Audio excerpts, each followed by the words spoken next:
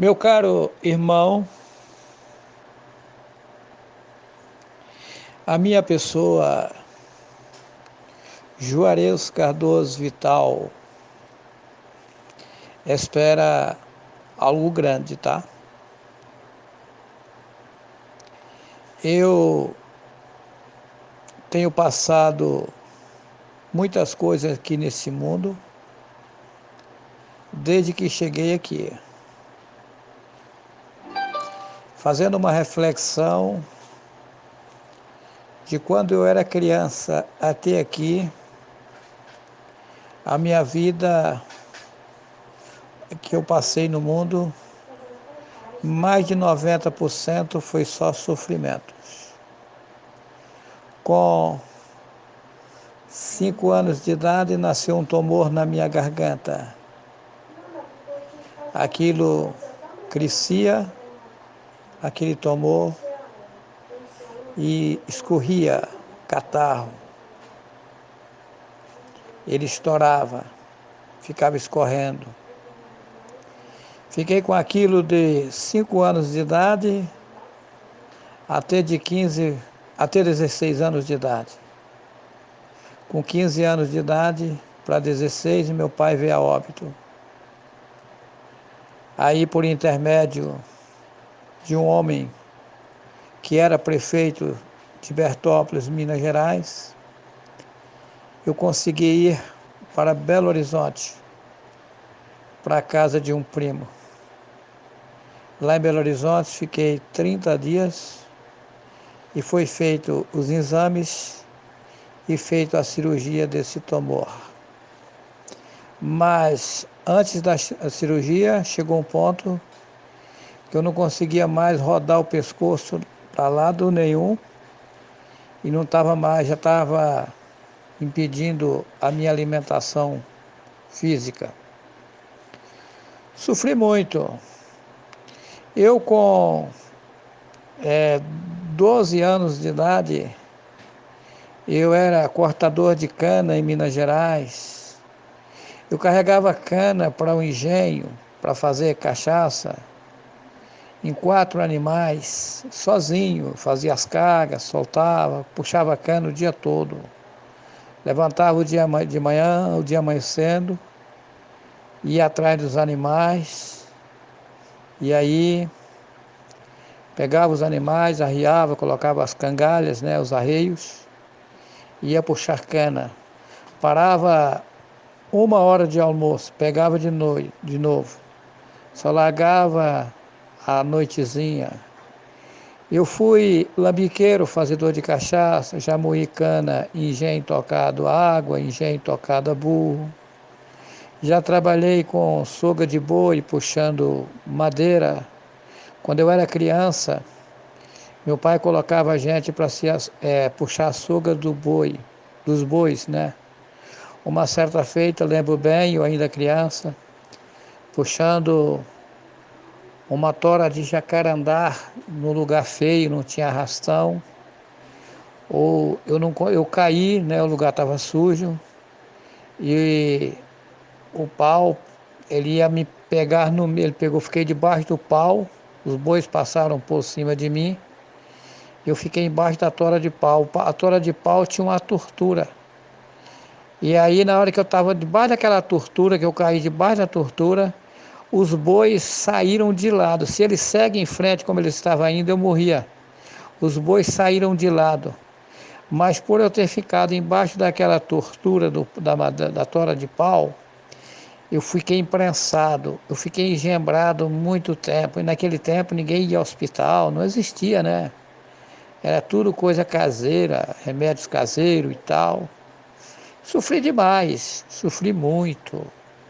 Quando eu conto que eu já sofri demais, eu já sofri muito.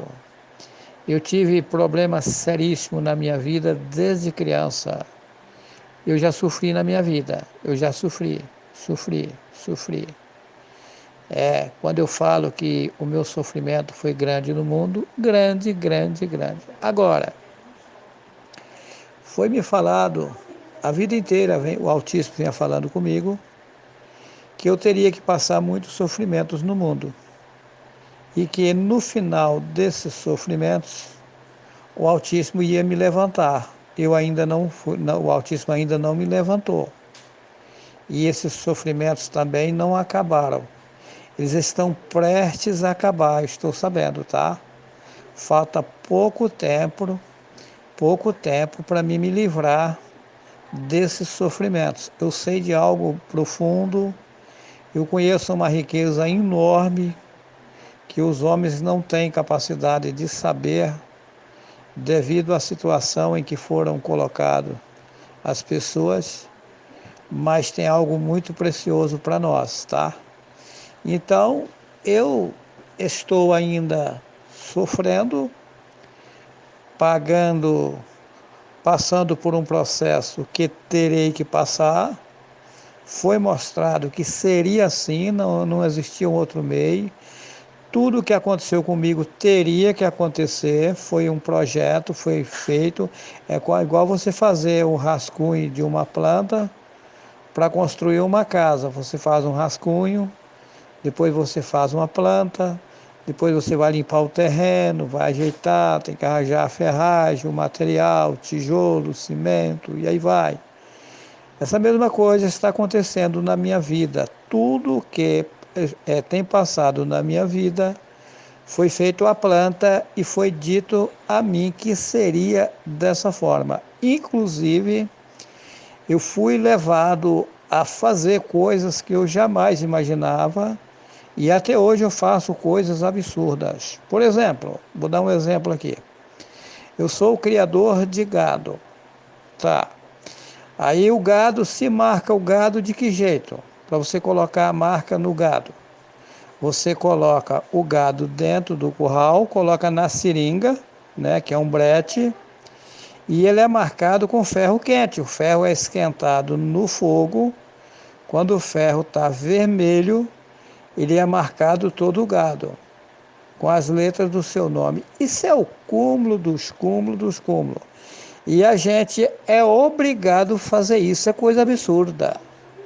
É coisa absurda.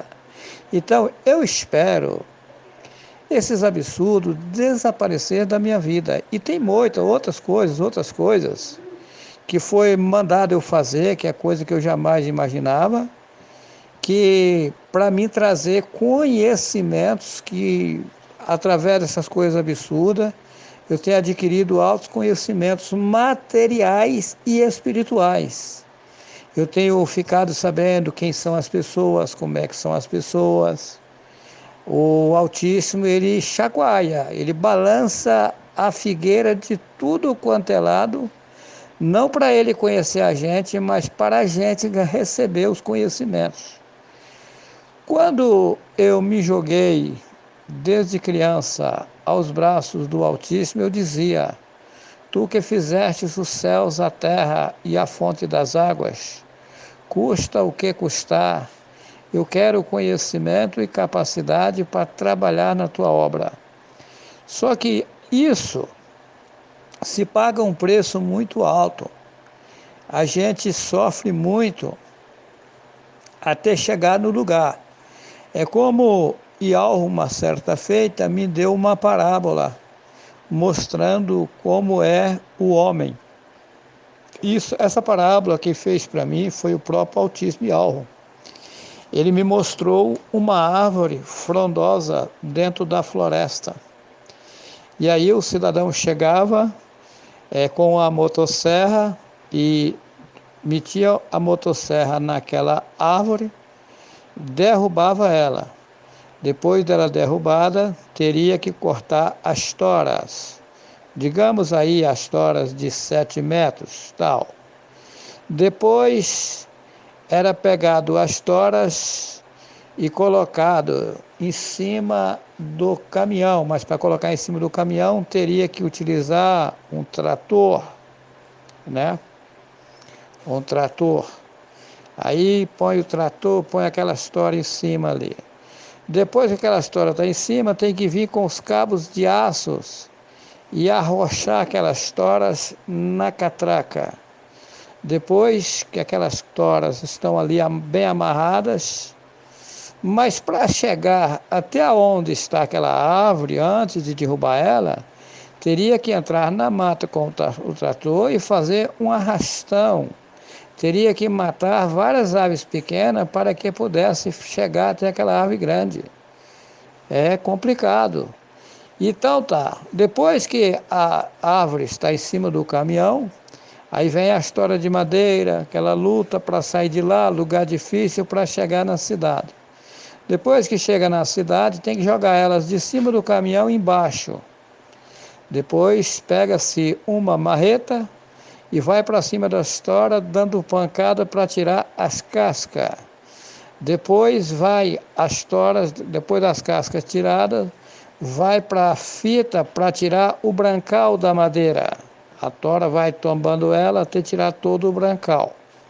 Depois que tirar o brancal, que alguém chama de casqueiro, aí que acontece? Aí vai ela para ser passada na fita, toda a tora, para fazer, digamos assim, os pranchões, ou as vigas, o vigamento.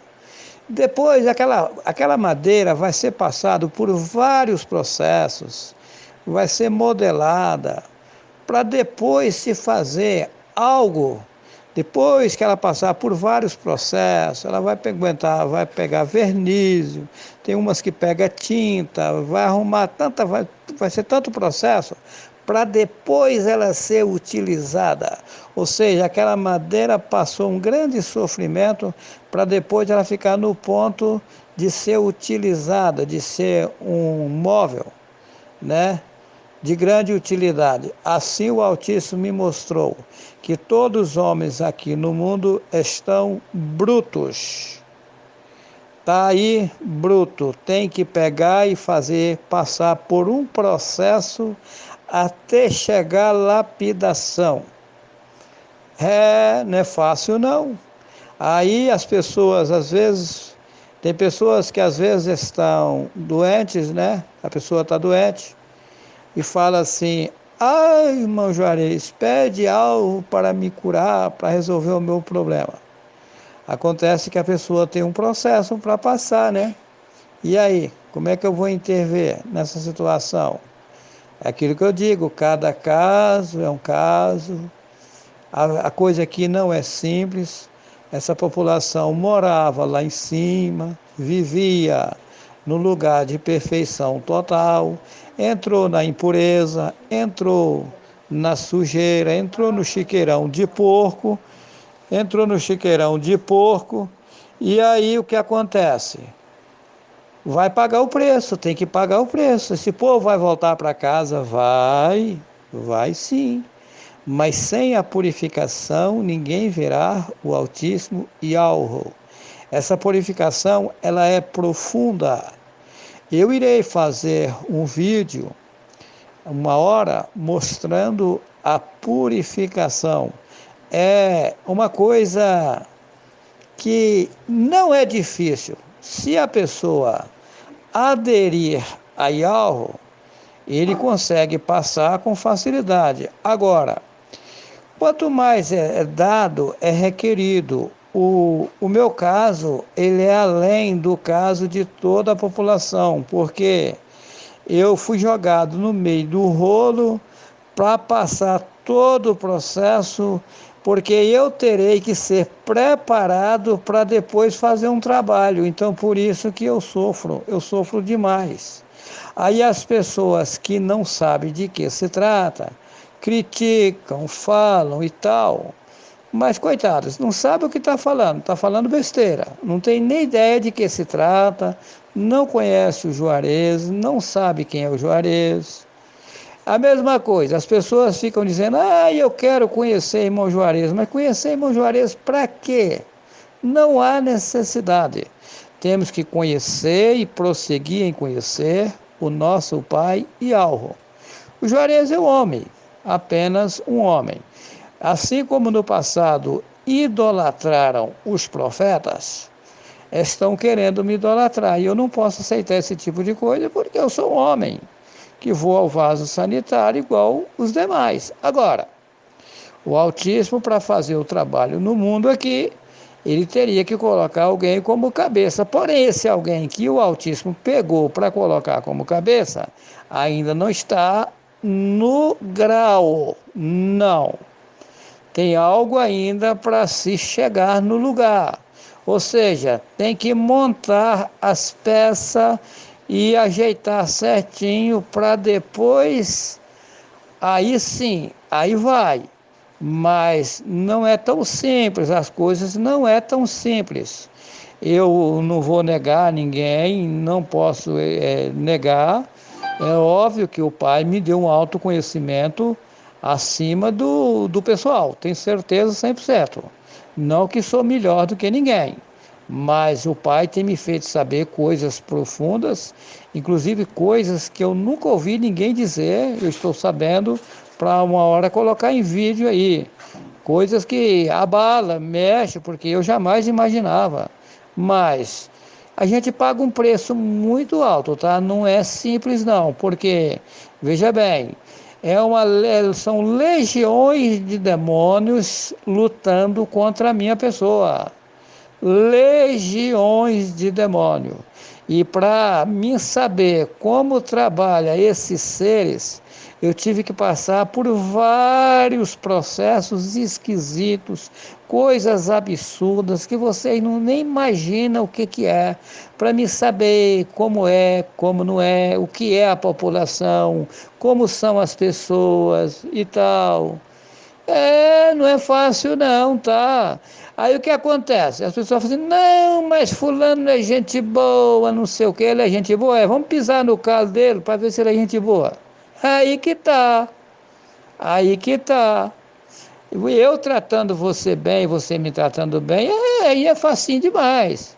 Eu quero ver você pegar uma pessoa que diz que é teu amigo, que é tudo para você, e você pisar no calo dele, maltratar ele, para ver qual vai ser a reação dele. Aí o autismo me colocou para fazer esse tipo de coisa, tá? É feio, tá? A situação é feia. Para mim saber quem são as pessoas. E é doído fazer isso, mas sou obrigado a fazer. O que eu posso fazer? O autismo está me preparando, porque são 8 bilhões de pessoas para ser levado a mensagem. E tem um trabalho mundial para se fazer. Esse trabalho até agora ele só começou, mas a maioria do trabalho está pela frente para ser feito. E o pai está me preparando para esse trabalho. Agora eu tenho certeza 100% que algo vai me levantar no mundo. 100%.